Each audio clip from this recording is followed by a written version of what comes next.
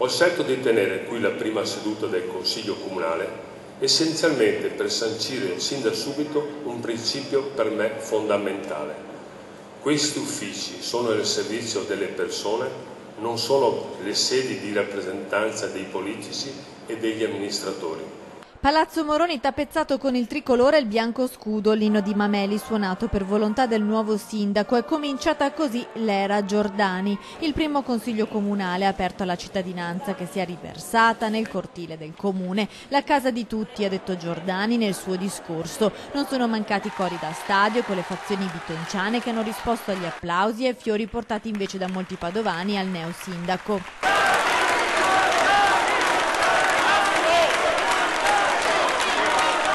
Non sono mancati nemmeno i momenti di tensione, fin dal primo atto del Consiglio Comunale, ovvero la nomina del Presidente. La maggioranza compatta ha proposto e votato l'avvocato Giovanni Tagliavini della lista Lorenzoni Sindaco. L'opposizione invece Simone Borile del Movimento 5 Stelle. Solo alla terza votazione, quando è bastata la maggioranza del 50% più 1, si è proceduto alla nomina di Tagliavini. Augurandogli buon lavoro e anche buona fortuna, do atto della proclamazione a nuovo Presidente del Consiglio Comunale di Padova del consigliere dottor Tagliavini.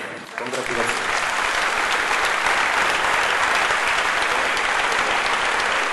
Vicepresidenti del Consiglio Comunale saranno Roberto Bettella del PD e Ubaldo Lonardi della lista Bitonci Sindaco. Proprio lui, Bitonci, invece nel suo intervento di risposta a Giordani ha chiesto un applauso per il neo sindaco.